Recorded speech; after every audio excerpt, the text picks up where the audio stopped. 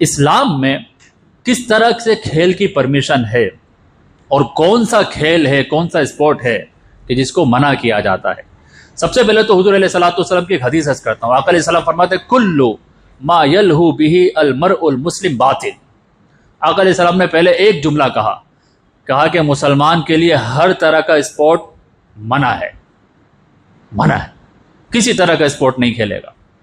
پھر فرمایا الا، ایکسیپشن آئی، الا رمیہ بقوسہ۔ آقا علیہ السلام فرماتے ہیں ہاں یہ والا اسپورٹ کھیل سکتے کہ تیر اندازی سیکھے، وتأدیبہ فرسہ، اور اپنے گھوڑے کو ٹرین کرے، اس کی بھی پرمیشن دے دی۔ اور فرمایا وملاعبتہ امرأتہ، اور اپنی وائف کے ساتھ کھیلے۔ فإنہن من الحق، فرمایا یہ تین طرح کے جو کھیل ہیں یہ بالکل جائز ہے۔ اب علماء کرام نے اس حدیث کو دیکھا اور ان تین چیزوں کو نکالا کہ آقا علیہ السلام نے 3 اسپورٹس کی پرمیشن دی ہے۔ ایک تو تیر اندازی، دوسرا گھوڑے کو، ہارس کو ٹریننگ دینا، اور تیسرا شوہر کا اپنی بیوی کے ساتھ وقت گزارنا۔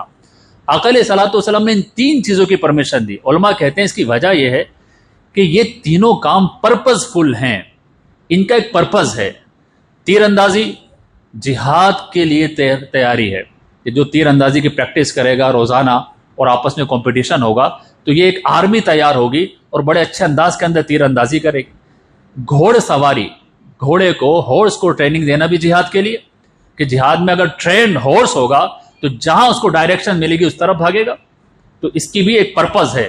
اور شوہر کا اپنی بیوی کے ساتھ کھیلنا یہ گناہ سے بچنے کا پرپز ہے۔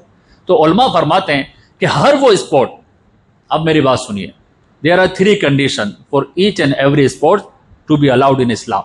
3 condition ہے۔ نمبر 1 کہ جو بھی وہ اسپورٹ ہے، جو بھی پلے ہے، جو بھی گیم ہے، اس کو فائدہ ہونا چاہیے مینٹلی یا فزیکلی، گروتھ ہونی چاہیے، مینٹلی گروتھ یا فزیکلی گروتھ ہونی ہی چاہیے، نمبر 1۔